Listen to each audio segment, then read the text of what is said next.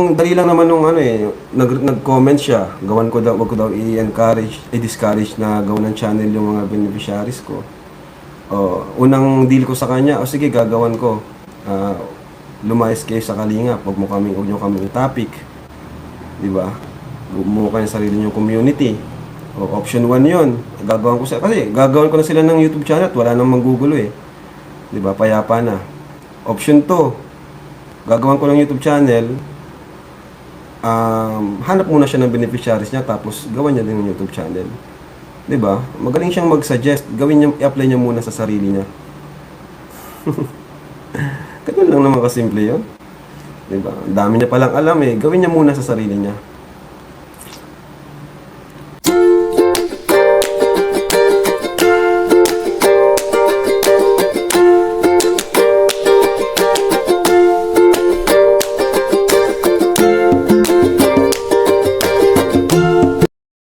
Magandang umaga po sa lahat. Welcome to my YouTube channel, Aroselski TV. Guys, andito tayo para mag-reaction sa isang live ni Kalinga Prab.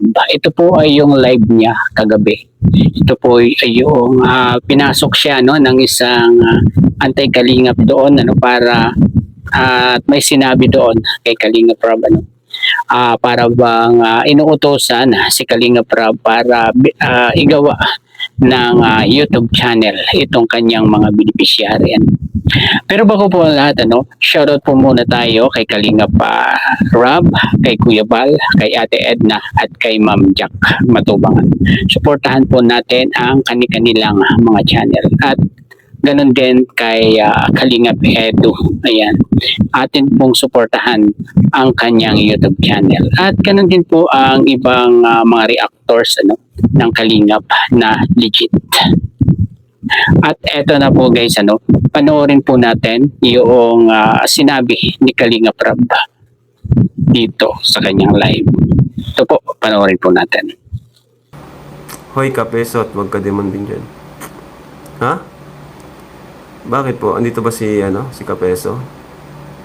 Gawan mo YouTube channel ang mga beneficiaries mo para mas matulungan nila ang sarili nila through vlogging. Huwag mo i-discourage sa halip na encourage mo. Gagawan ko sila ng YouTube channel kung alis na kayo sa Kalingap. Kung wala nang anti-Kalingap. Deal? Deal tayo. Gagawan ko ng YouTube channel sila kung wala ng anti-Kalingap. Kasi sigurado pag may YouTube channel niyan, hahanapan nyo na naman ng butas yan. Paldo na naman kayo sa pag-reaction yan. Diba? Payag. Gagawan ko talaga ng YouTube channel yan. Kasi wala nang anti-Kalingap. Na tayo, payapa na. Wala nang maghahanap ng mga butas. Wala nang diba? Saka unang-una binlag natin sila hindi para gawa ng channel, diba? Kundi para pabahayan, para suportahan. Hindi yung vlog kita para gawan kita ng YouTube channel. Hindi po ganun yun. Yung channel na yan, na lang yan, bonus na lang yan sa kanila. Bonus na lang yan kung ano man. Pero kung papayag si Kapeso na sa deal natin na di na sila magre-react sa atin, nagawan ko talaga yan. Kasi wala nang maghahanap ng kamalian sa atin. Di ba? Wala nang maghahanap ng butas. Yung konting, di kasi nila nakikita yung yung pabahay natin. Yung positive, hindi nila nakikita. Ang nakita nila negative. Sigurado pag may mga YouTube channel yan, magkamali lang yung mga yan. Magkamali lang yung mga beneficiaries natin. Magkamali lang yan. Siyempre, may bago na naman silang mababanat. Di ba? Sabi ko nga, anti-Kalingap. Kalingap pa rin yan kasi andyan pa rin sila sa atin eh. Andyan pa rin sila sa umbrella ng Kalingap. Hindi nila maiwan. Kaya, yun. Until now, Kalinga pa rin talaga. Kalinga pa rin. Kasi, Hindi ko sure kung nag-try na silang ibang content. Nag-try na ba silang ibang content? Ang alam ko si Kapeso nag-try na yung ibang content eh. Pero wala talaga, kalingap pa rin talaga. Kasi dati naman yung kalingap. Ano? Dati naman kalingap yan. Eh, ayun. Nagtampo. Nagtampo, yun. Ano na. Nagkaroon ng supporters. Eh, di lumakas yung loob, di ba?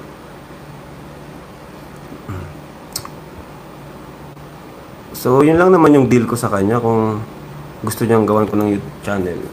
O, huwag nila tayong reaksyonan, no? Huwag nila tayong i-topic. Magsama-sama na lang sila, no? Yung ibang mga bumuo ng ibang kalinga, yung ibang ano, magsama-sama na lang sila. Mas okay pa yun. No? Maggawa sila ng grupo nila. O, kung ayaw nila ng anti-kalingap, isip sila ng pangalan. Ang bira. Gulat ako kay Kapeso, pumasok ka. Ayun tuloy. Kangipin. Ang bira. Pero ano, ganun lang naman sa akin. Ano? Ako naman ay, di naman ako yung makikipag, ano ng, yung personalan ba. Ano lang, kung ano lang yung konteksto, kung ano yung argumento, dun lang tayo. So, kung gusto mo, kung request mo gawa ng YouTube channel, yung mga beneficiaries ko, edi, pwede mong simulan yan. Ano ka, hanap ka ng beneficiaries, gawan mo ng YouTube channel. O, ganun na lang. Kung ayaw mo nung first deal ko, kung ayaw mo nung unang deal ko sa'yo, ito na lang second deal ko. Gawa ka ng, hanap ka ng beneficiary mo din, gawan mo ng YouTube channel. Ano?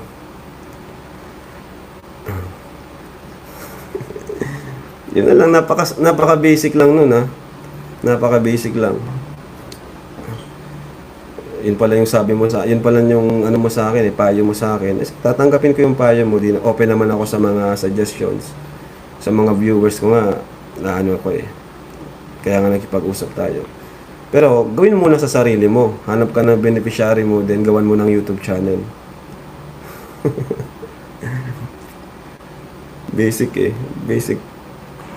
Diba, ang dali lang naman nung ano eh, nag-comment siya, gawan ko daw, wag ko daw i-encourage, i-discourage na gawan ng channel yung mga beneficiaries ko. O, unang deal ko sa kanya, o sige, gagawan ko. Lumayas kayo sa kalinga, huwag nyo kami topic. Diba? Bumuo kayo sa sarili nyo community. O, option 1 yun. Gagawan ko kasi gagawan ko na sila ng YouTube channel at wala nang manggugulo eh. Diba? Payapa na. Option 2, gagawan ko ng YouTube channel, hanap muna siya ng beneficiaries niya, tapos gawan niya din ng YouTube channel. 'Di ba? Magaling siyang mag-suggest, gawin niya, i-apply niya muna sa sarili niya. Ganun lang naman kasimple 'yon. 'Di ba? Ang dami niya palang alam eh, gawin niya muna sa sarili niya. So kung gusto niya ng ano, ng debate, o iwag muna ako, di ako ano, hindi pa ako yung dapat mong kausapin dyan. Kasi unang-una, dun pa nga lang sa sinabi mo kanina, wala na eh. Saka, masyadong mababaw ang mga argumento. Sa totoo lang. Kaya nga, nagtigil na rin akong panoorin. Ay, wala talaga. Ano lang talaga, may makontent lang. May makontent lang talaga siya. Kaya di talaga ako nanonood sa kanila. Gusto lang talaga na lang may content. So, yun. So, kung gusto nyo debate, yan, si Direk Noel sa. Guys, kilala pala natin ano yung pumasok diyan sa live ni Kalinga Prab, ano? At yan pala si Kapisot. Ano guys, sinagot ni Kalinga Prab, ano? Igagawa lang niya ng YouTube channel yung kanyang mga beneficiary kung hindi magre-reaction itong mga anti-Kalingap sa Kalingap. Ano guys? At siguro ibig sabihin ni Kalinga Prab mabilis pa sa alas 4 na gagawan niya ng YouTube channel itong mga Kalingap Angels kung itong mga anti-Kalingap ay hindi na magre-reaction dito sa Kalingap, ano, hindi na maninilip ng mga pagkakamali ng Kalingap, di ba? Ito yung gustong sabihin ni Kalinga Prab. At hindi lang yan guys, ano, may second option pa si Kalinga Prab diyan na sinabi, ano, na i-apply muna ni Kapiso sa kanyang sarili yung mga sinasuggest niya guys. Tulad nung kailangan ni Kapeso daw na ah, mag-scout humanap ng sariling angels tapos gawan niya ng YouTube channel guys. At yun yung sinabi ni Kalinga Prab na second option para maigawa niya na kaagad itong mga Kalingap Angels ng YouTube channel At ganito kabait si Kalinga Prab guys susundin niya kahit sino basta sumunod lang din sa kanyang mga kondisyones, 'di ba? May mga kondisyon din itong si Kalinga Prab para sundin yung mga nagpapayo sa kanya o yung mga nag-uutos tulad nitong si Kapisot Ang sa akin lang nasa tamang posisyon ba si Kapiso para utusan si Kalinga Prab na gawan ng ganitong YouTube channel itong Kalinga Angels. Sa wari ko wala naman siya sa posisyon para utusan itong si Kalinga Prab na gawin 'yon, 'di ba? Bakit siya nangingialam kung ano man ang naging desisyon ni Kalinga Prab ay dapat ay hindi na niya pinapakialaman 'yon guys kasi labas na siya doon, 'di ba? Kaya ayun, siguro masunod kaya ni Kapisot yung sinabi ni Kalinga Prab. Kung gusto ni Kapeso na magkaroon ng YouTube channel itong mga beneficiary ni Kalinga Prab, huwag na silang mag-reaction. Huwag nilang reaksyonan ang Kalingap. Yun lang ang gusto ni Kalinga Prab. 'Di ba? At yun ay malinaw sa atin guys na susundin ni Kalinga Prab yung mga ganyang suggestion kahit pa si Kapeso. Pero sumunod muna si Kapeso doon sa mga kondisyon ni Kalinga Prab. Guys, yun ang malinaw sa atin diyan, 'di ba? Ayun, siguro hanggang dito na lamang po ang ating konting pagre-reaction dito sa naging live ni Kalinga Prab na pinasok siya ng anti-Kalingap. Hanggang sa muli pong pagbablog.